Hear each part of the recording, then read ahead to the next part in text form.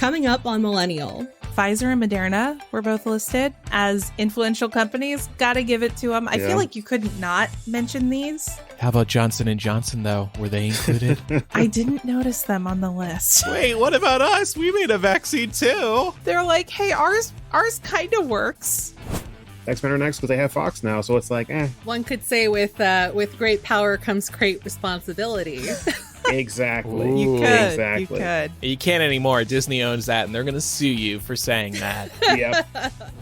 If somebody came to my wedding and they flew to be there, I would not expect that person to get me a gift. Pam, do you hear this? Let's remember this for when Laura and Marc get married. I know. The gift is Andrew and I. Yeah, precisely. Welcome to Millennial, the home of fake adulting, but real talk. I'm Andrew. I'm Laura. And I'm Pamela. Did you guys hear about what's going on with Ezra Miller? This was a huge story. Yes. Yeah, please dish. Yeah, okay, so for anybody who missed it, Ezra Miller, who, of course, is an actor. You might know them from Perks of Being a Wallflower or the Fantastic Beasts franchise or the DC Universe, because Miller also plays the Flash in that iteration of the adaptation.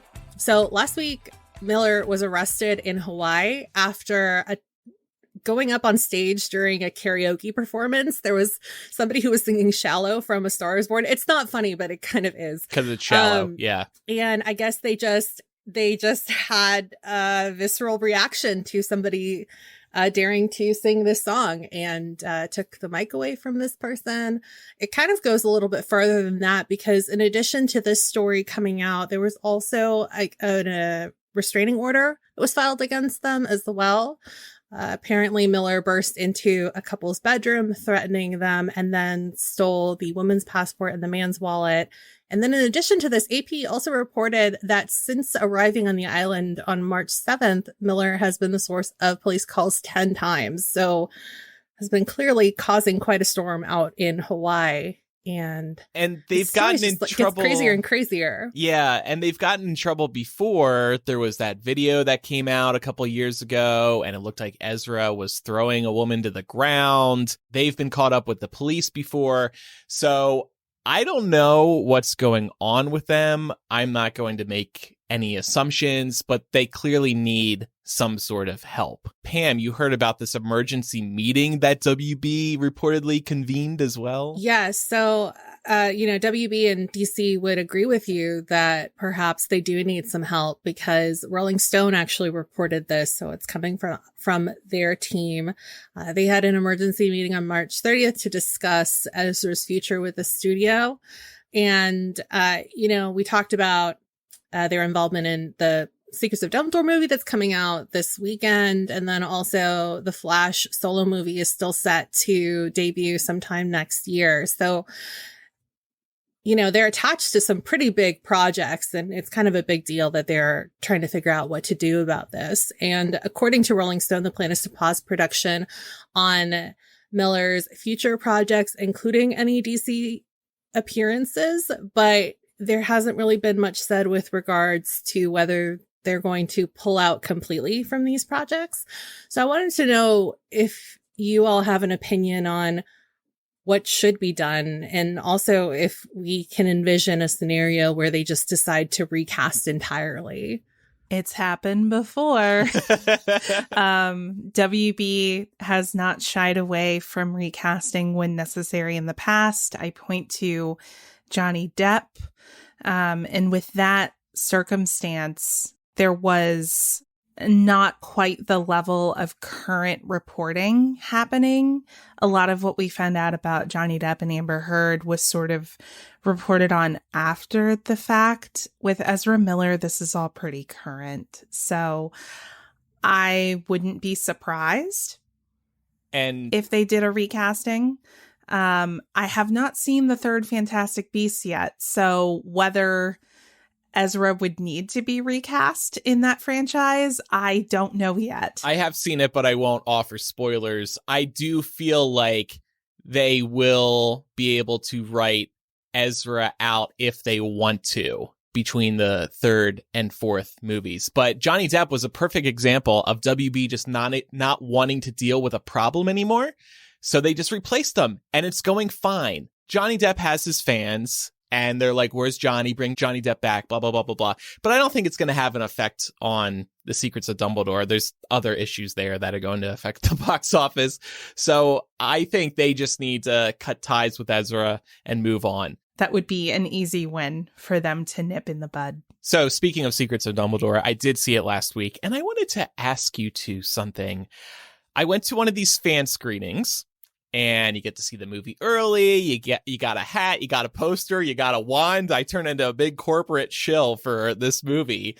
And there was two girls 1 seat away from me, same row, wearing MuggleNet t-shirts. And I get there and I'm like, oh, okay, I didn't say anything to them because I didn't want to cause a scene. It was a quiet movie theater. You know, nobody was talking. If I started being like, hey, I used to work at MuggleNet too, people are going to start listening in. You know, I just wanted to be incognito at that screening. You know what I mean? Then there was going to be all the fangirling. Right. And Andrew would not know a moment of peace during the movie. But imagine the headlines if that was the reason this movie theater just could not show the movie. Andrew's just too popular, caused a riot. I didn't want to talk to anybody. I was there by myself. If I was there with somebody else, I would have said hello to them, but I just didn't feel comfortable doing it while I was alone. I also didn't want to reveal I was alone at a movie. Fair. But anyway, they're wearing MuggleNet shirts. I don't say hi. Movie starts. They are talking to each other the whole movie, speculating, repeating what the character said, and pretty loudly. They weren't even really trying to whisper. I did not say anything because it was a fan screening, but I was getting annoyed because I really mean the entire time they were talking during the movie. Should I have said something, or was it right to let it go because it was a fan screening? Still a movie theater, though. Yeah. I mean, you didn't go to like a sing-along version of Secrets of Dumbledore, you know? Yeah. I don't Can you know. I imagine just kind that of feel movie? like the etiquette of movie going should extend also to fans screenings. You know, I think it's okay to clap or gasp or cheer or whatever if you have a visceral reaction, but there's no point that you should be analyzing in depth what's going on screen. That's for after the movie. You can just go down to like a coffee shop or the diner or like stand in the theater lobby and do that then. I can still empathize with people being excited, you know? That's the thing. And that's why I was like, I shouldn't be a dick. And what if they recognize me then? Uh-oh. Yeah. And then they're like, all the rumors I've heard are true. He really is an asshole. Imagine they're just MuggleNet staff, and then all of a sudden all the private slacks are about how Andrew was an asshole. Exactly, because we were talking during the movie and he didn't like it. And the other thing is, and Pam, you know this most of all, you explained this to us a few months ago, it can be difficult to hear movies these days. So I'm trying to discern what the hell is happening with these British English accents, and I can't hear things half the time, partly because of the bad audio in the theater, and partly because they're like, oh my God, what did Dumbledore just say? Dumbledore just said blah, blah, blah, blah, blah. They were also like genuinely surprised with some of the twists, whereas I felt like I saw some of them coming, so I was happy for them. But that also caused them to have even bigger reactions when certain things were said. Anyway. Interesting. I was nice in that occasion. But yeah, if it was like a normal showing of the movie, I would have said something. I would have turned to a shh. Well, excuse what we've you. learned is that you and Laura are way nicer than I am. Oh, Pam, you'll freak out. I don't know if I would say anything, but it would really bother me. Like, I don't know if I would excuse the behavior because, like I said, you can do that after. And also, like, other people, like you said, like, you might have missed something because they were talking. So it's just not nice to other fans there. Right. I've been really nice lately. I was excusing that person who was taking photos at the concert the entire time. Remember I told you two about that during After Dark? I was like, oh, that person's daughter probably just died. That's why they're taking pictures of a little piece of silver with Dua Lipa. Once again, Andrew has to fabricate the most extremely tragic circumstances in order to muster the strength to give people empathy in these cases. I don't know why else they would be taking so many pictures and videos during the concert. Maybe that person's daughter was in the hospital and they wanted to cover the whole thing for them. I don't know. That's new year, new me. I'm trying to be more forgiving and understanding. I'm proud of you. Thank you. All right, so we wanted to try something new this week. We were thinking about how we do recommendations every week, and we knew that we were all probably going to have the same recommendation this week. So we figure, why not have a quick 15-minute or so conversation about the latest Marvel show on Disney Plus, Moon Knight. So I know all three of us have seen the first couple of episodes, and I wanted to start it off just by asking y'all, what do you think? By the powers of Khonshu, I have been summoned. Wait, what? Holy shit! Who's that? It is I. Security. Who's It is I, Marc, the lurker of the Discord. I am here. Holy hell. Oh my God. It's like we start talking about Marvel or Smash, and he's Don't summoned. forget Pokemon. He appears. Oh, yeah. Laura's Can't forget that one. boyfriend and Marvel superfan, Marc. Welcome back to the show. Welcome back, babe. Howdy, guys. How's it going? Good. Great. Glad to have you. So I guess we can ask you what you thought of Moon Knight as the Marvel aficionado of the four of us. Well, first of all, I gotta say that I am super excited that Marvel is finally doing this, because Moon Knight's a really obscure character. Like, I read comics all the time. I've read comics since I was 6 years old, and I saw him in comics, but like he was never like a center person like Spider-Man, the X-Men, people like that. And it just shows how comfortable Marvel's getting, that they can just get some random obscure character. Like, we're going to make a show about this person and just do it. Like, he hasn't been in any Marvel movies, right? Like, in all the other Marvel shows, they at least came from the MCU. Like, this is the first one that's of the Disney Plus shows that's just a completely new person altogether. And that's the benefit of Disney Plus, right? They can take more risks like this. And they know the Marvel diehards will want to watch this and thus subscribe to Disney Plus. So they're locking them in more. But I do think it was really smart to roll this out after they've already established the series aspect of the MCU with better known characters. So they've hooked us in with, people like Wanda and Vision and Loki and Hawkeye, who are good touchstones for people that are casual fans like we are, and so now they can introduce these other characters that, us non-comic book readers might not know, but we still want that other piece of the puzzle. So we're going to tune in. Exactly. And honestly, like I've said this before, but Marvel, I think part of their success is they are finally giving the general population a intimate look into what reading comics is like, because watching a movie, watching a show, all those things, and at any point some random person can pop in and it's like, oh, that's so and so from that random Marvel show or that MCU movie or whatever. Like, it makes you feel like you're reading one big story, because like when you're reading a Marvel comic, it's not a Spider-Man comic, it's a Marvel comic with Spider-Man in it.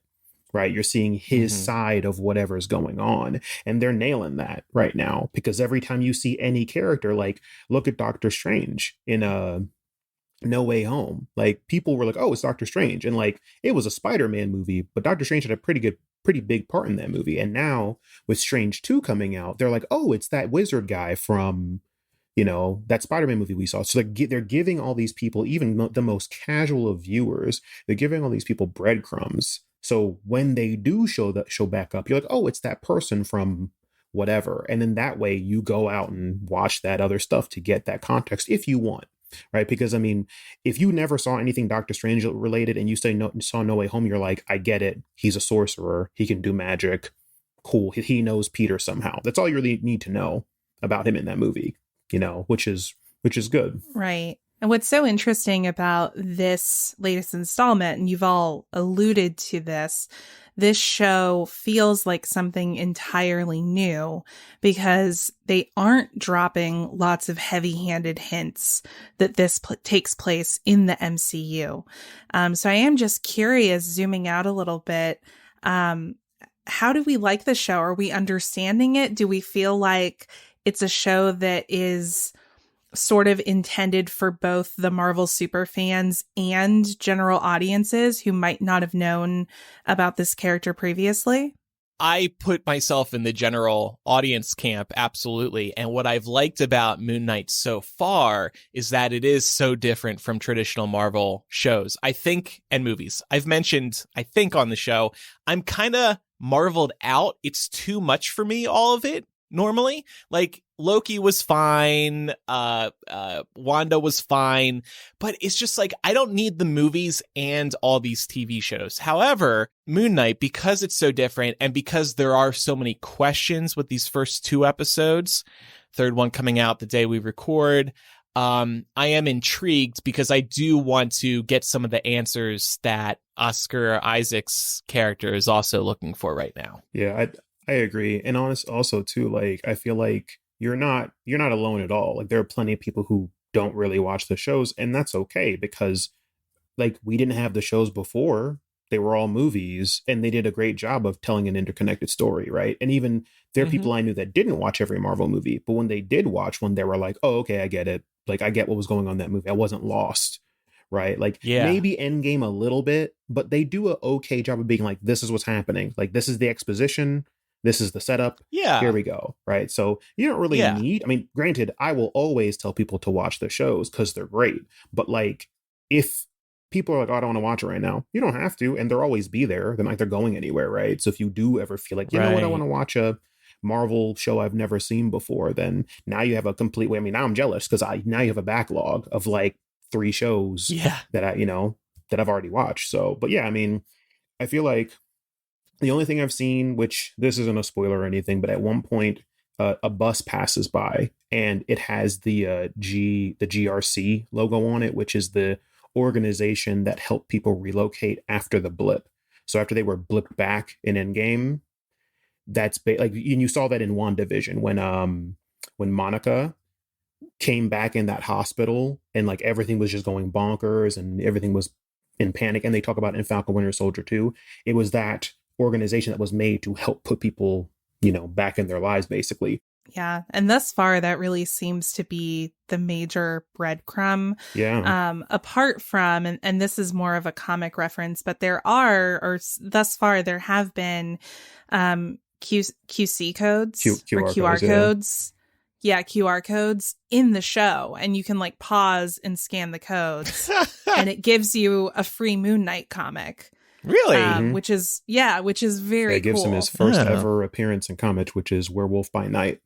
And he wasn't even the main character. He was a villain. Well, Mark, I wanted us to chat a little bit about how Moon Knight's mythos has been modernized, particularly with regard to how the show tackles dissociative identity disorder, because that can be always tricky. Having a character who is a hero of sorts, but they have this disorder and they are sort of playing with that thin line of like, does he have some kind of mental disorder, or is all of this happening in his head, or is there actually this external force that's causing it to happen, or both? Yeah, that's a great question. And honestly, in the beginning of Moon Knight's run, I guess, in like, I think it was the 80s, I think, or 70s, Moon Knight actually didn't have DID. He just had alternate personas he would use, kind of like Bruce Wayne and Batman,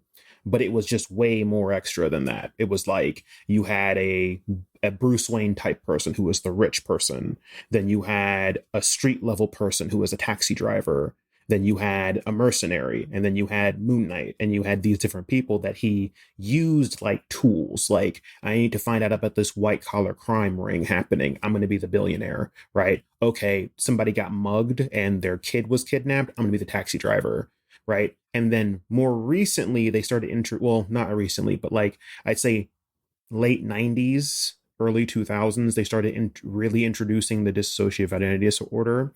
And the thing I respect is they were always really vague, because I think they want to shy away from saying something like, oh yeah, he has DID, and because he has DID, this is why he has these powers. Like, they don't want really want to disrespect it like that and be like, oh yeah, like if you have dissociative identity disorder, one of your personalities can be a superhero, right? Because that's not, like they don't really want to do that. They want to be like his DID and his powers are separate, right? Like it's a part of who he is, and then on top of that, he has powers because of Khonshu and all that stuff. They did a good job, especially recently, of really diving into that and not really giving you a straight answer. Like they've never really just been like, yeah, this is why he has DID. Like it changes from writer to writer, which I like because it doesn't give you a clear like anchor as a reader. So you're kind of as disoriented as he is.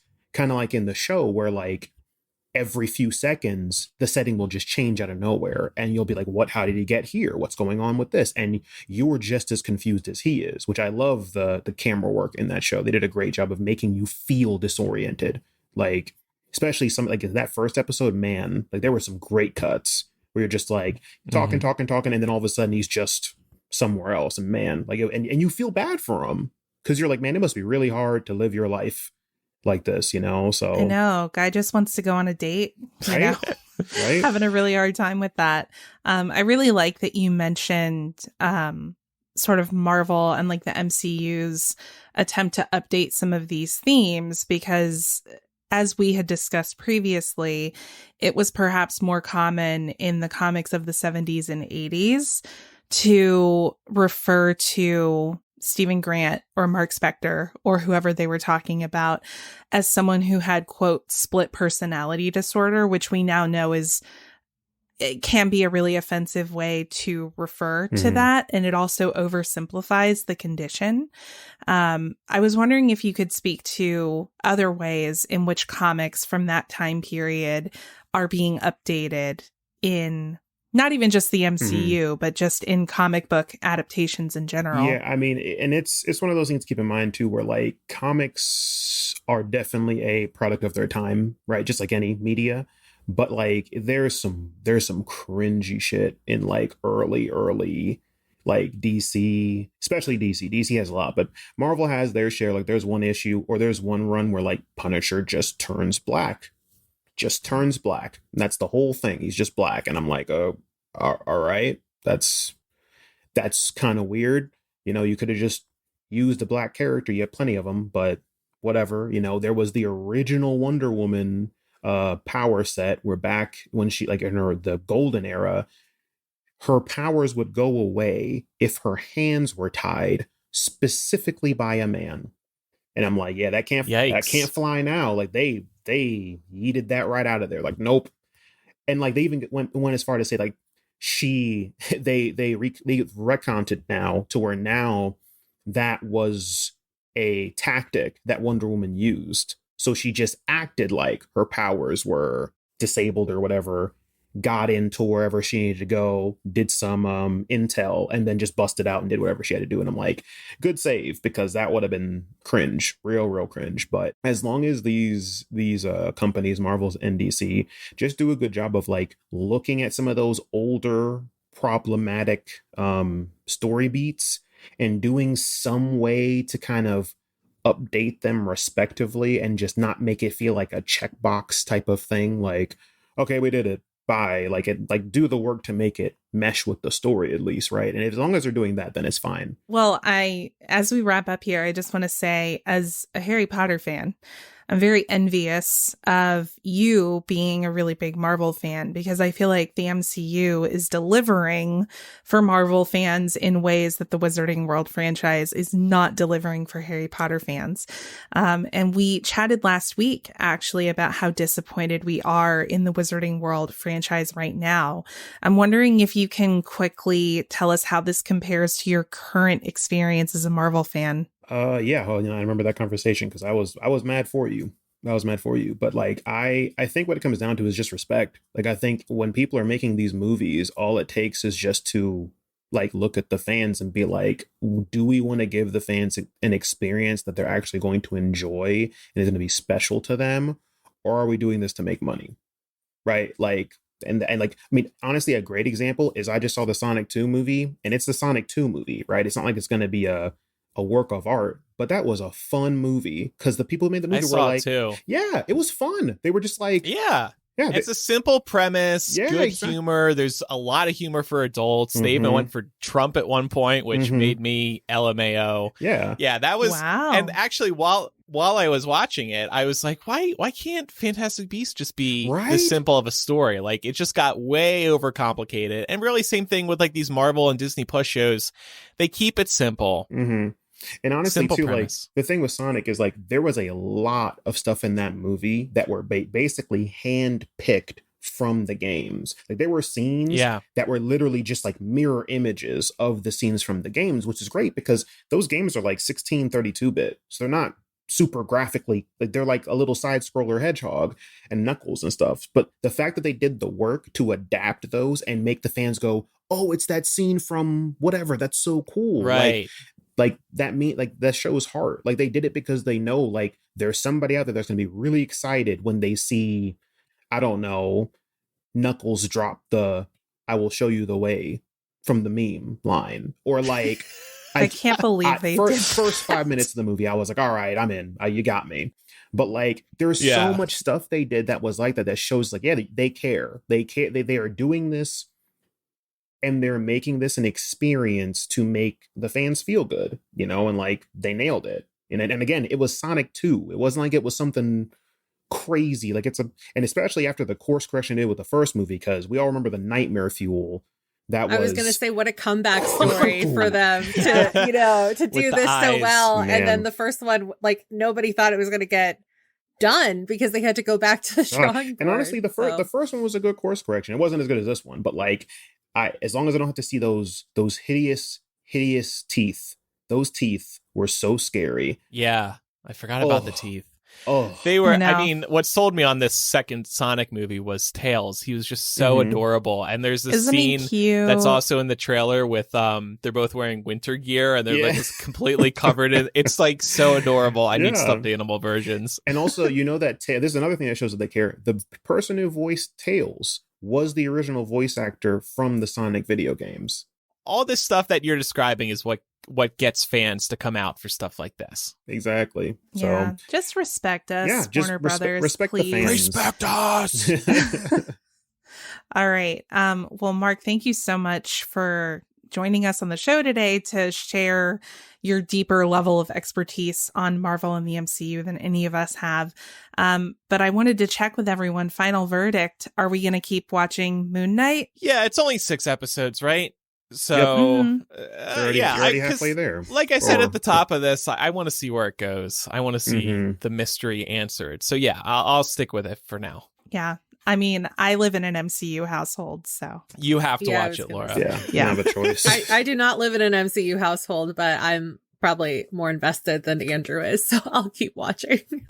Plus, Pam's there for Oscar Isaac, right? I am there for Oscar Isaac. He's God wonderful. Damn, right? He's doing such a good job. Oh my God. Like, he is killing it. Yeah. Like, that is some top tier acting, dude. Keep it up. Like, I'm just so happy for him, you know, killed it in the new Star Wars trilogy and killing it with Moon Knight, and it just brings me much joy to see him getting the respect that he deserves. Oh yeah.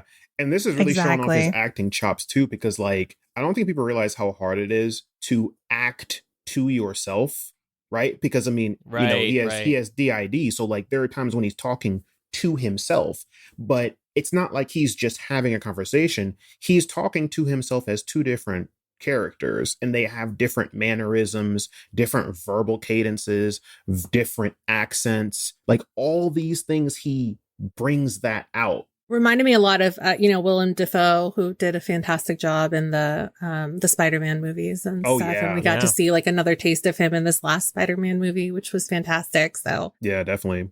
All right. Well, Marc's going to hang around with us for the rest of the episode, including into today's After Dark, and we'll preview that in a moment. First, Apostrophe is back to sponsor this week's episode, and they've quickly become one of my favorite sponsors. A month or two ago, I told you about Apostrophe and why I was excited to try them.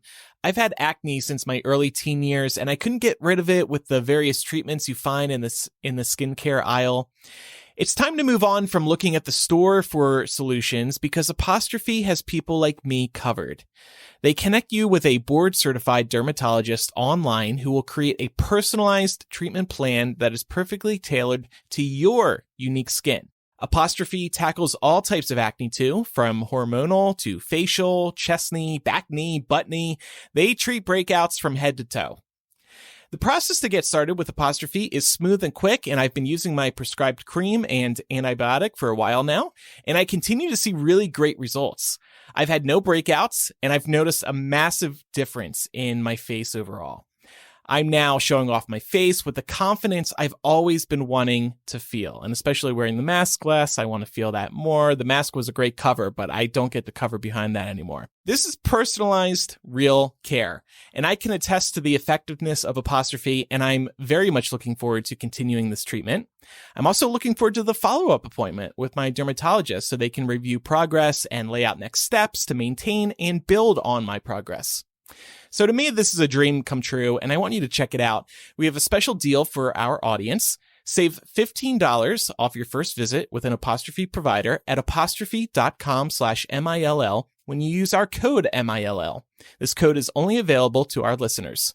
To get started, just go to apostrophe.com/MILL and click begin visit, then use our code MILL at sign up, and you'll get your first visit for only $5. That's apostrophe.com/MILL and use that code MILL to get your dermatologist crafted treatment plan for $5. And we thank Apostrophe for sponsoring the podcast.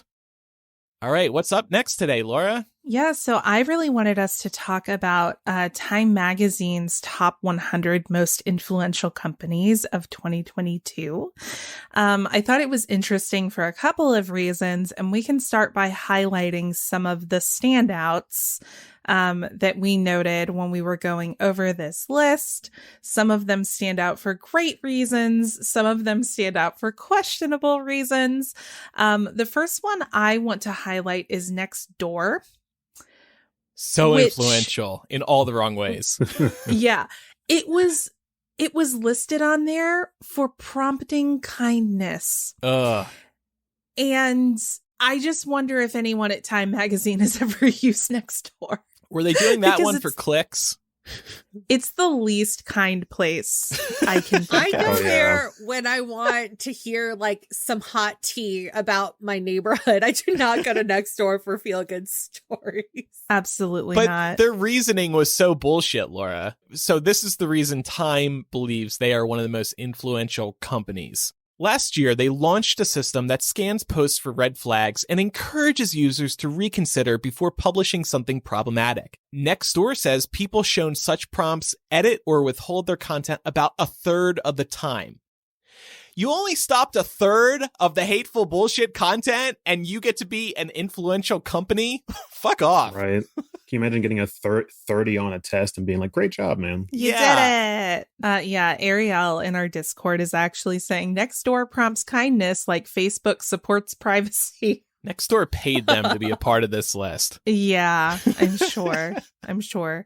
But looking to a more positive note here, Kaling International, founded by Mindy Kaling. It was founded in 2012 with the goal of telling stories about the inner lives of women of color that have long been missing from TV. I don't know if anyone here, Pam, I think you've definitely seen Never Have I Ever. I think both of us watched that one. And then the Sex Lives of College Girls on HBO Max. Both of those shows have been critical hits on their streaming platforms. Never Have I Ever was actually viewed on Netflix. Season 1 was viewed in 40 million households, which is pretty significant because it is a coming of age story of a young woman of color, which I don't think we would tend to see stories centered on characters like that even 10 years ago. And when you consider that her two best friends are also women of color, that's particularly noteworthy. And I looked into Kaling International a bit further, and you would think that this production studio would have sort of numbers of staff rivaling something like Shondaland, but it doesn't. It's basically Mindy and 3 others who run this whole studio and conceive of these ideas and make these wonderful shows happen, which I just think is awesome. I love Mindy Kaling anyway, but I think this is really cool. And I really enjoyed Never Have I Ever. I haven't seen Sex Lives of College Girls yet, but I liked Never Have I Ever enough that I want to check the other one out soon. I can vouch for Sex Lives of College Girls, which I was glued to when it was releasing weekly. So definitely check that out if you haven't yet, because it's a joy. And if you enjoy Mindy Kaling's writing style, then this is also just going to be a show that you really enjoy as well. I didn't even know she had a production company, so I'm glad to have learned that. Yeah, she rocks. She's really, really made a name for herself and really like carved out a space for herself and other women of color in the industry.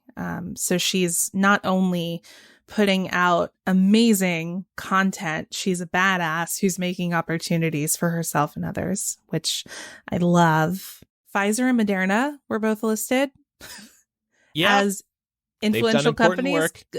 Gotta give it to them. I feel like you couldn't not mention these. How about Johnson & Johnson, though? Were they included? I didn't notice them on the list. They didn't get invited. Wait, what about us? We made a vaccine, too. They're like, hey, ours kind of works. I heard a good report about theirs recently. Yeah, that over the long term, it's actually doing just as well as Moderna and Pfizer. So maybe we shouldn't hate on them as much as I initially was. No, well, I think people too, just because it's not an mRNA vaccine like the other two, people tend to approach everything with a sports team mentality nowadays. I remember people talking about being team Moderna, team Pfizer, and it's like, these are life-saving vaccines. There are no teams. Let's just back off of that. So glad to see both of those listed. I have to give Time some props for highlighting Pfizer, Moderna, Kaling International, NEXTDOOR. I don't know. Yeah, I think that was a miss, Time. Yeah, that's a press X to doubt on that one. Yep. We reduced all the hate just a little bit on our platform. We're the best. A couple that stood out to me were ones that change the world in different ways or are trying to. The first one was this company. Again, I never heard of them. I like this Time article just to introduce me to new companies. Trek Bicycle. They became the world's first major bicycle manufacturer to quantify the environmental toll associated with selling bikes, publishing a sustainability report that found that producing and shipping each bike emits the same amount of carbon energy as an average car driving 430 miles. So they saw that. They thought, whoa, that's bullshit. And now they plan to reduce their reliance on air freight and use more sustainable materials and consolidate shipments.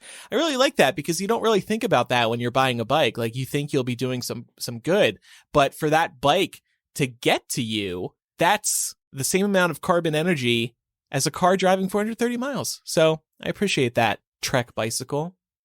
And another one I saw, have any of you used Grammarly online tool? I haven't, but I've heard of it. I've seen their commercials and heard their ads. I was going to say it's always like an ad roll on YouTube for me. And I don't know if it's because the algorithm knows that I write for work or if it's just out there for everybody. But I feel like I see that ad more than anybody else. Yeah. Hopefully some sort of algorithm didn't determine that you're like a bad writer, Pam. Pam's not. Oh Pam's my God. not. Andrew, I'm going to be like self-conscious about this now. I'm just wondering how they figured it out. That's all I'm saying. Don't worry. I'm sure YouTube thinks that everyone's a bad writer, so it's okay. And then I'm so arrogant. I'm always like, I don't need Grammarly. I went to journalism school. I took copywriting classes. It's fine. You type in the YouTube search box, best way, clean toilet, how? And Grammarly's like, whoa, this person's going to need some help. And really, that's how we all search. So call out, our social media manager, Chloe, is saying that all of Millennial's social media content goes through Grammarly. Oh, interesting. Thanks, Grammarly. And Michelle says she uses it daily, and Elizabeth says she uses the free version. Okay, that's great. I'm glad I brought this one up. So I was reading Times Piece on Grammarly. More than 30 million people use Grammarly daily to improve their written communications. The AI-powered tools not only help with spelling and grammar, but also improve writing quality, consistency, clarity, and efficiency. So it's a website, but they have an app, I guess, and it integrates with Microsoft Office and web browsers, etc. So it's a tool that can easily be worked into the apps that you already use. What I think is really great about this, and I don't use it either, but is how helpful it can be in people's everyday lives. I'm especially thinking about those who might be facing language barriers or speak a foreign language or who didn't get a proper education in writing or grammar. So just from that perspective, it really warms my heart to know that a company like this, an app, is out there to assist people who I'm sure really depend on it. One of the first ones that stood out to me was Walmart, which obviously, is a bigger name just because it's a big box store. But I found the copy under Walmart to be particularly interesting because they emphasized that they were on here for investing in their workers, which was, I don't know how much of this is lip service or what, but for a really long time, Walmart was synonymous with their mistreatment of workers.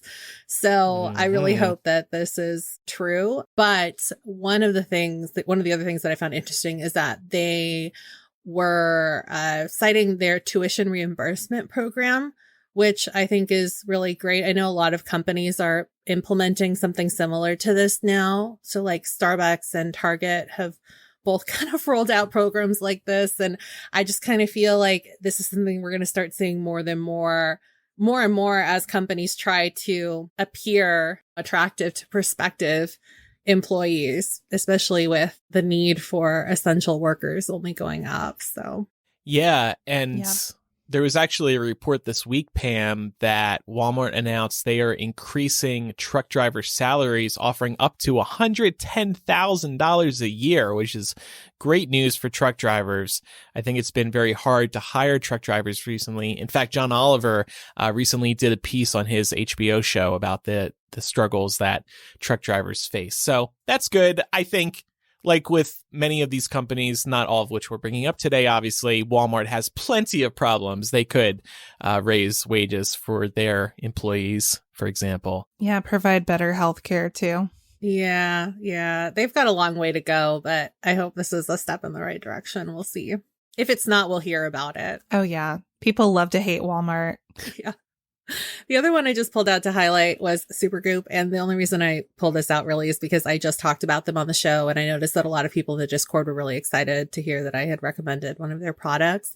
So it was really nice to see them included. And then I also really appreciated hearing that the company knows that it still has a long way to go in terms of making sure that the products that they do stock are good for all skin tones. So like even the matte sunscreen that I recommended, I think about 2 weeks ago now, works great for my skin, would probably work fine for somebody lighter than me, maybe even like a tiny bit darker, but anybody that was excessively darker than me might have too much of a white cast to use that on their own. So I really hope that they're looking to, and it sounds like they're looking to expand their line to be more inclusive of all skin tones, which is always really great to hear, especially in cosmetics. So seriously. Well, speaking of companies in this top 100 list, there are a couple of them that have some significant news to report on. First of all, Amazon was also on this list, and I thought it was particularly interesting to see them in this list in sort of the same month when Amazon warehouse workers on Staten Island voted to unionize a couple of weeks ago. This is a first for Amazon.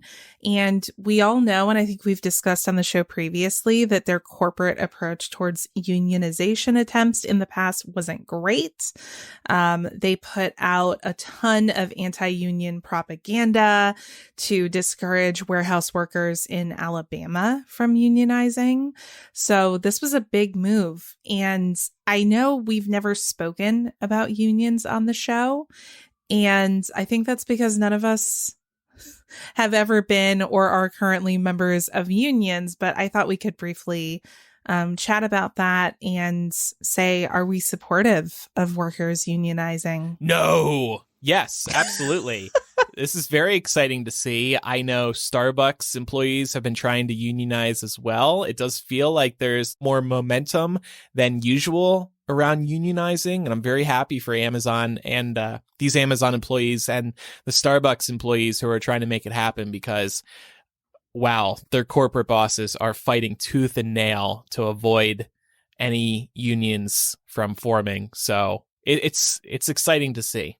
Yeah, and super important to remember that we have unions to thank for the 40-hour work week, for the 8-hour work day, for more acceptable working conditions than the ones that existed in the past, for workplace safety regulations. We have unions to thank for all of these things. So yes, I am also pro-union and pro-workers organizing. That's a good call out. Something else that I wanted to talk about, because Disney is also in Time's top 100 companies list. We know that there's been a lot of drama with Disney lately. We've talked about this on the show over the last couple of weeks.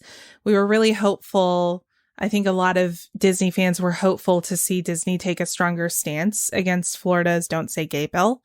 Ultimately, they did change course and put out a pretty strong statement against House Bill 1557, which is the Don't Say Gay bill in Florida.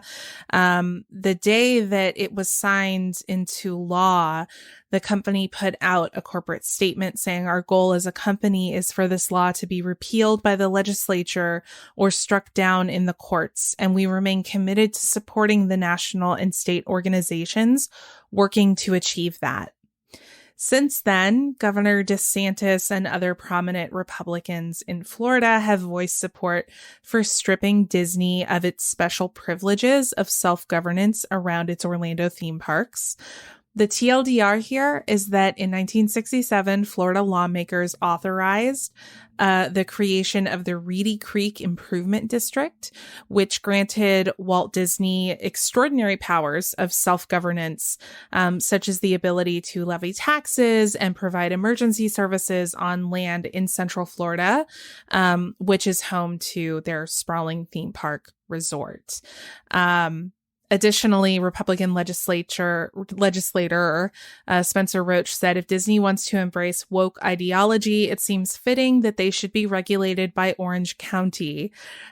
So Florida Republicans are really shook that Disney has come out this strongly against the Don't Say Gay bill, and they're trying to threaten them through taking away these special privileges. I think it's a larger conversation to talk about Disney having these special privileges in the context of what's going on right now in Florida.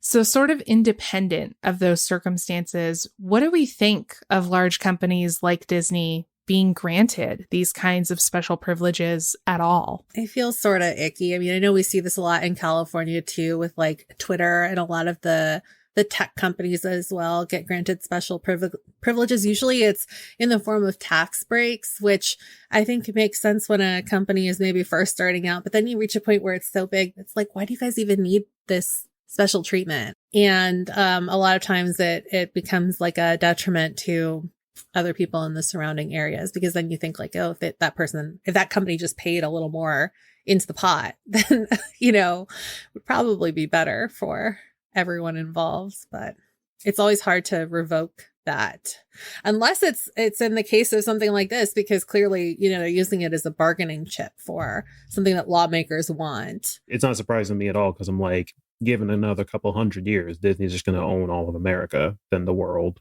then whatever planet we're on, and other, like, it's Disney. Like, you could probably like one day like look at your foot and it just says property of Disney tattooed onto it, and people wouldn't be mad. I'd be mad. I'd be like, yeah, all right, fair enough. They announced recently they're building a special master planned community in the Palm Springs area in the next few years. Exactly. You will get stamped with Disney on the bottom of your foot there. Oh, and honestly, lucky. Sign me up. Yeah, if you're lucky, maybe it was somewhere else. I was going to say, Andrew's probably already there. Disney Palm Springs, I'm in. Let's do this. Think about it. Like, I remember people were complaining when Disney bought Fox, And it's like, yeah, that's a big deal. But like, do you know how many companies Disney actually owns? Like, it's a lot, way more than you think. Like, Yeah. it's like Fox is a big one, but it's like, it's just another Infinity Stone in the gauntlet, man. Just one more.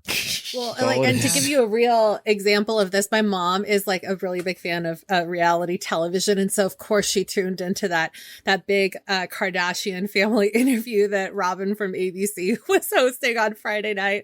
And then she goes to me, she's like, I don't understand. Like Robin, like really didn't ask any good questions. And I was like, well, of course, Mom, because the Kardashians are going to Hulu and Robin works for ABC. And who do you think owns both of those? It's Disney. So they're all under one blanket. Of course, they're not going to ask hardball questions or hold any of these people accountable for, actually answering questions right instead of sidestepping. This is not like an Oprah situation. They're softballing for a reason. And the thing is, like, I'm torn because I recognize that they have way too much power, but like, because of that power, I got to see Spider-Man in the MCU finally. So yeah, I mean, I'm like, there's upsides to everything, right? And then the X-Men are good next. and bad thing. X-Men are next because they have Fox now, so it's like, One could say with great power comes great responsibility. Exactly. You could. Exactly. You could. You can't anymore. Disney owns that, and they're going to sue you for saying that. They're going to be like, what did you just say? Well, I hate to interrupt this, but we have just received some breaking news. Andrew, the Millennial Studio has received an official statement from Disney. Yeah, it looks like it's coming from Mickey Mouse. Hold on, let me shit. Play this clip. The big boss. Oh boy! Florida Republicans are at it again, aren't they? What they seem to forget is that Mickey is daddy! I'm the largest employer in the Orlando area, motherfuckers! Remember what Central Florida was before I came around? Swamps and alligators, bitches! You are trying to pick a fight with me? I fucking own you, DeSantis! Guess what? I have theme parks all over the world! You think I can't find somewhere other than Florida to play in a brand new Star Wars theme park? How about a nice Avengers campus out west? Before you know it, no one will have any reason to visit the dumpster heap that is Central Florida. I put that shit on the map, and don't forget it! And just in case you're not clear on my stance...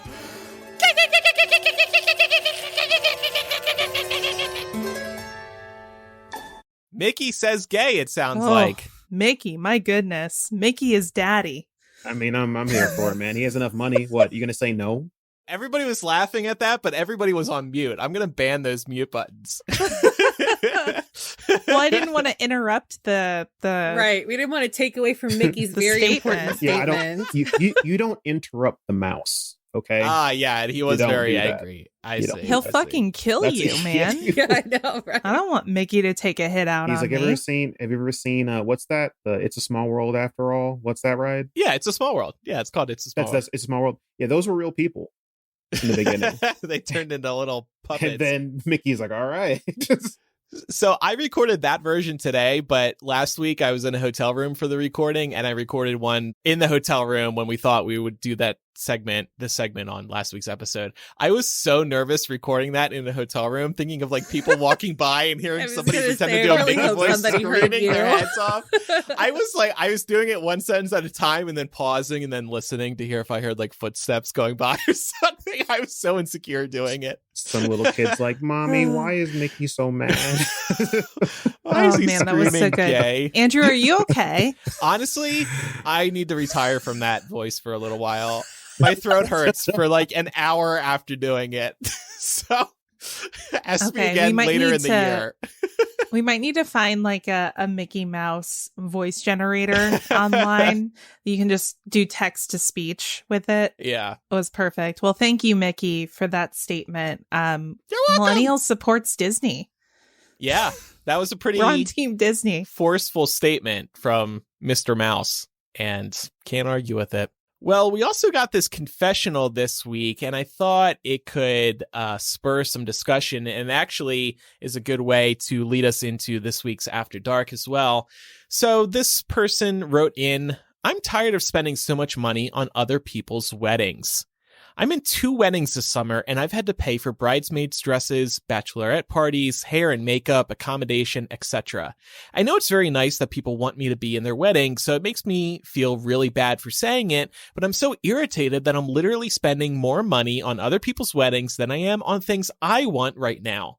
I feel constantly like I shouldn't do things I want to do, like go on short trips, go out for food, go see shows, or buy things I want, because I'm constantly having to spend money on wedding things for other people. I don't like the expectation that being close with someone means you have to spend tons of money for their wedding, and I wish it felt like less of a burden. It's making me feel bitter about the whole thing when it should just be a happy occasion. Am I the asshole? I thought we would all have thoughts on this. This is a pretty good one, I think. Yeah. I don't think you're the asshole for feeling that way, but if you feel that way, you should say no. Yeah. To being asked. And I've been there too.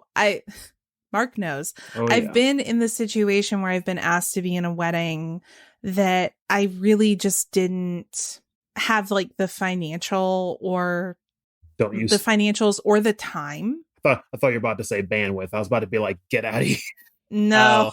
He thought I was going to go corporate speak. The bandwidth. No, like I genuinely didn't have the financial sort of organization or the time to commit to it. And if, you have a friend who is particularly traditional and they're looking to do the whole bachelorette party, maybe a destination type event, they're looking to have bridesmaids purchase their own dresses and things like that, it can get really pricey.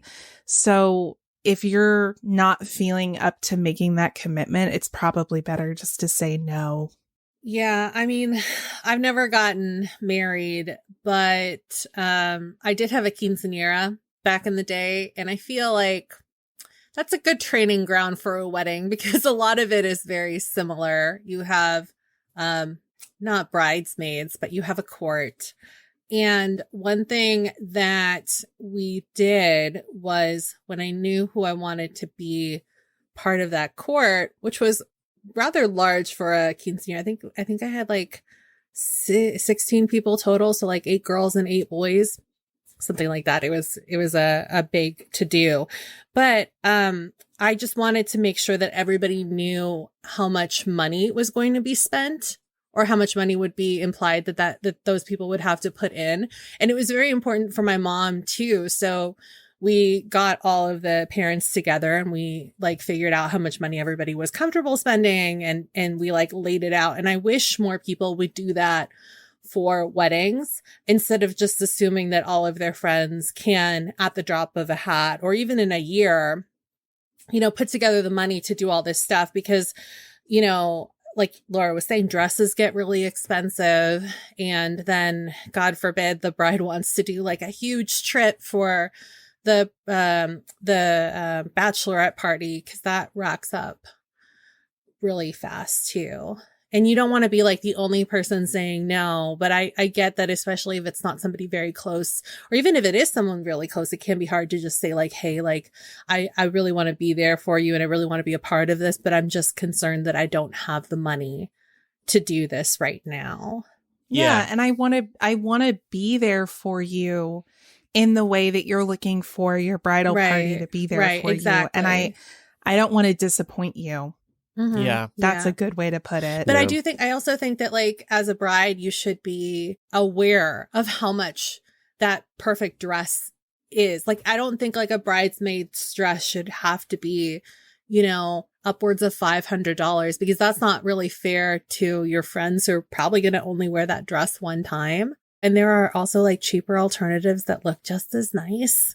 Yeah. So I know that's not the case for everybody, but I don't know. Sometimes I just kind of feel like there's really no regard for like the, like other people's budgets when it comes to a wedding. And I get just like being, having tunnel vision because it's like, it's your day.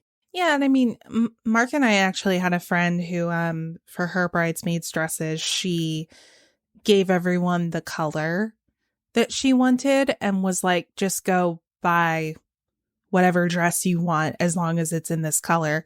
I think that's a really great way to do it. That's inclusive of people's preferences and budgets and things like that. So there are ways to be a considerate bride. Yeah. Right. So I think it kind of goes both ways in terms of the bride needs to be considerate of the people that she's asking to do this thing for her. But if you're asked, honesty is the best policy. I think travel is such a big aspect for a lot of people as well. I mean, that's close to $1,000 you're probably spending on travel alone.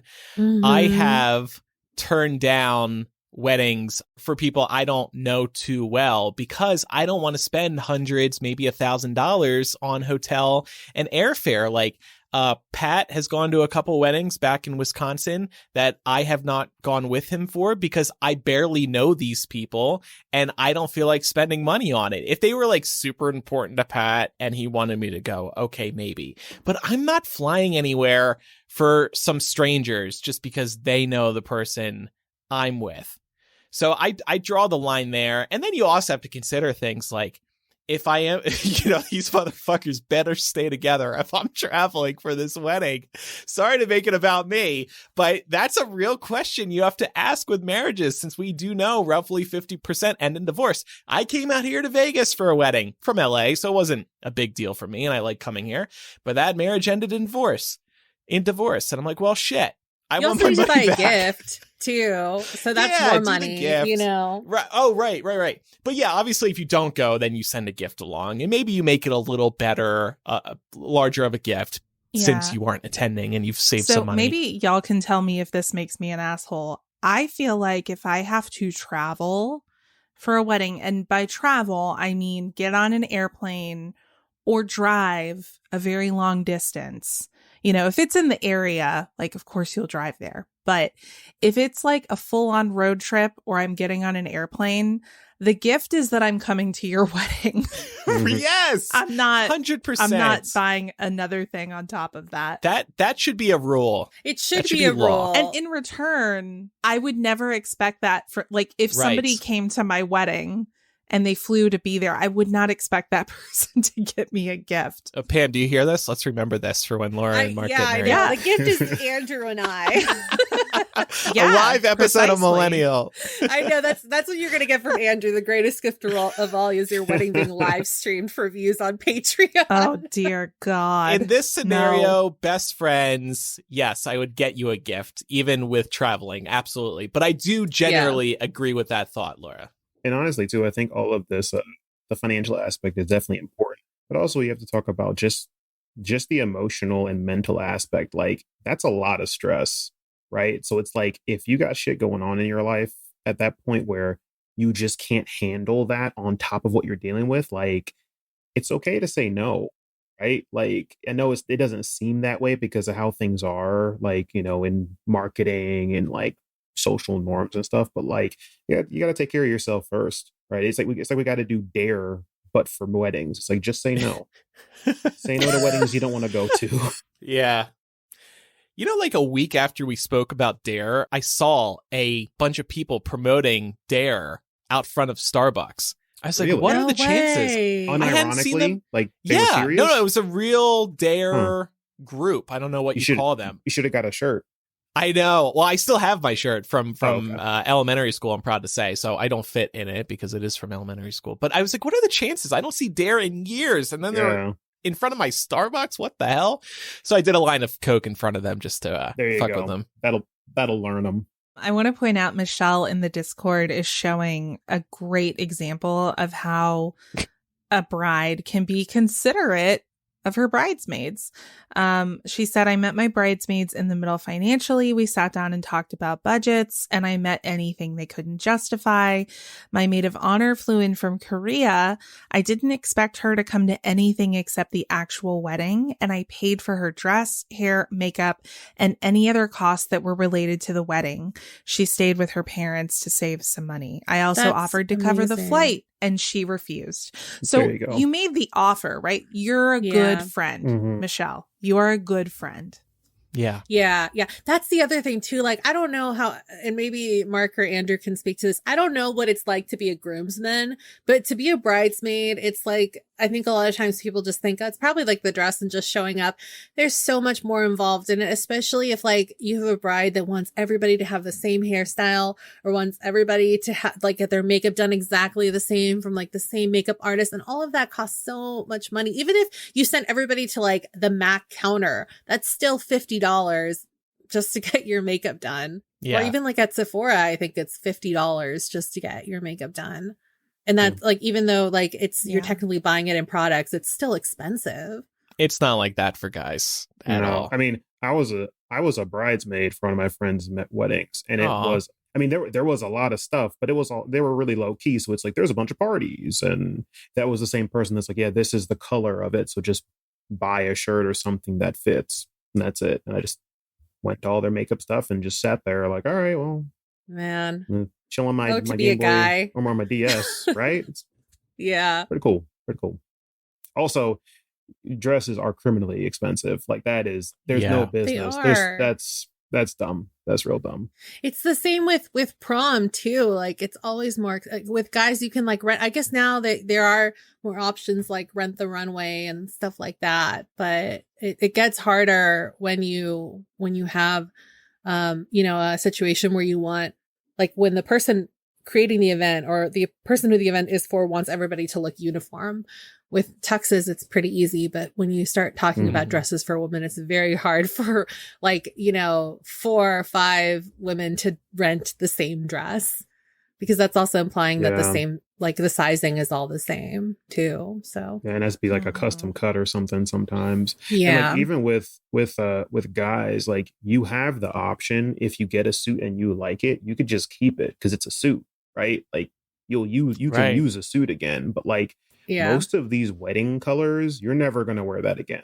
Like, you're never going to wear a salmon pink dress. Oh, are you talking about the one that I had to wear to a wedding like 10 years ago that I definitely gave to Goodwill afterwards? Because I looked naked in it. Like with my skin tone, the dress was peach. So against my skin tone, I just looked nude. I mean, I thought it was just a nudist wedding from what you described. Yeah, I'm never going to wear this again. And I swear to God, if anyone tells me you can shorten it and wear it again, I'm going to like deck them in the jaw, because no, never again. You can still have a pretty traditional and formal wedding. It's just important to communicate. That's what it all boils down to, is just communication. And don't be afraid to say no. Yeah. And explain why. I think they'll understand. Exactly. Yeah, like, or honestly, if it's just like, hey, I have a lot of shit going on right now and I just can't do this. Like, that's okay. Just lie too if you need to. I got something else going on. It's my grandmother's birthday. I can't make it. I got a graduation. Whatever. Just make something up. Who cares? They'll never catch you. Just be careful what you post on social media that weekend. There you go. Obviously, we talked about weddings, but are there any other events that we have felt pressure to shell out money for? Because when I was thinking about this, the first thing that came to mind was milestone birthdays. It's like, friends that want to go all out for, say, like a 21st or 30th and want to make it like a destination event at Vegas or something else. Or like a bachelor party. Those usually involve trips. My sister just went to Nashville for her best friend's bachelorette party. Yeah, I think I tried to have a milestone birthday trip to here in Vegas, but I think I've mentioned this once or twice before. My birthday was the week of the Lost series finale, TV show Lost. So I was like, hey, friends in LA, you want to come to my birthday in Vegas? I'm turning 21. It's a really big deal. Nobody showed up because everybody wanted to watch the Lost finale in LA at special Lost events. I was like, I see who my friends really are. And I'm looking around the room. None. Just me and the stripper. Right, Laura? That's when Laura ordered me a stripper. Yeah. Well, I don't think I was alone in ordering you a stripper. That was a group effort. But I want to point out, Andrew is such a good friend because for my 21st birthday, I went to New York City with some friends, and I didn't expect anybody to get on a plane and come out to celebrate my 21st birthday, because I just didn't feel like that would be a reasonable thing to ask. But Andrew did. he coordinated with our other friends to come out and join us on that little trip to New York. And it was so funny because I found out about it before the surprise because one of our other friends let it slip. So then I texted him and was like, oh my God, I'm so excited you're coming. And he was relieved that I had found out because he hates surprises it was stressing him out. My brother, when he was here a couple weeks ago, he was like, do you want to surprise mom by coming home for her retirement party? I'm like, no, I'm not doing a surprise again. It's too stressful. By surprising them, they don't have time to look forward to it. So like, I want my mom to look forward to me coming home for her retirement party. So that's another reason. I just hate. Yeah, I grew out of that really quick. But yes, that was a fun time, Laura, for your 21st. It was. And see, now that I remember that, I'm like, oh shit, I have to get Andrew a gift when he gets married. He came out for my 21st birthday. Good news. I'm not sure I'm getting married, so you can just send me a check anyway. Wow. Yeah. Life is very long. You might change your mind. I'll come present it to you in person. If I'm like on my deathbed and like my final words to Laura, like, Laura, I never got married. Can I have the money you were going to give me? Sure. My dying breath, I'm grabbing a $100 bill from Laura. She takes it back out of my cold dead hands. He takes it back. Yeah. All right. Stupid I'm idiot. like, just withhold my last check. It's fine. All right. So before we wrap the show up today, just wanted to take a quick moment to plug our Patreon. You can find our Patreon with all of our bonus content over at patreon.com/millennial. We've got After Dark. We've got Palace Intrigue. We've got the Discord community where folks who pledge at the $5 and $10 level are able to connect their Discord to get into the exclusive Millennial Discord and chat with us live while we're streaming. We also have a new variety show that's going to be going up in the next few days. We're going to be talking about a grab bag of news that has happened over the last couple of weeks that hasn't been able to make the show. So really looking forward to that. And then in After Dark today, we're going to be doing an Am I the Asshole edition. Each of us has brought a story, in some cases from our youth. I think in some cases, maybe more recently. And we're going to be sharing, getting a little bit personal and asking each other truthfully, am I the asshole for thinking this thing or doing this thing? So it's going to be a lot of fun. I think we also got some Patreon submissions. I don't know if we'll get to those today, but we definitely will get to them in the weeks to come because they are very good. So head on over to patreon.com/millennial if you're interested in supporting the show.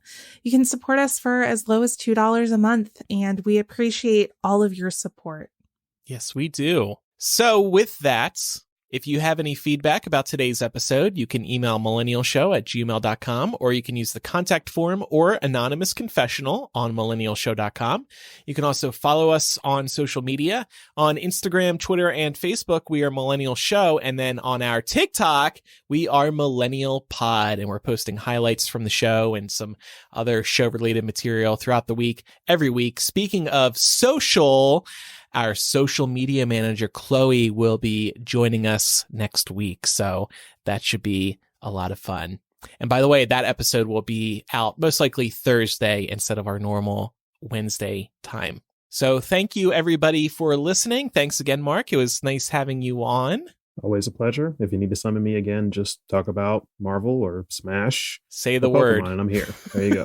Marc, is there anything you want to plug before we wrap up? Yeah, me and my buddy Russell, also known as Durden77, it's DURDEN 77 on YouTube, have just been talking about Marvel stuff. Like, we have like hour and a half videos of us just talking about Spider-Man. We break down the Doctor Strange 2 trailer.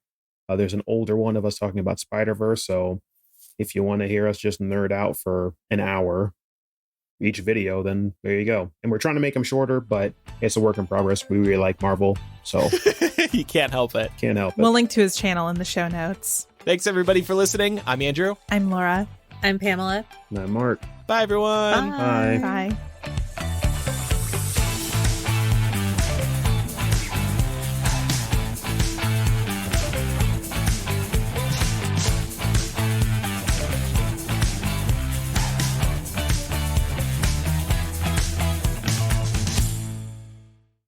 You're just a few taps away from crispy, golden, and delicious.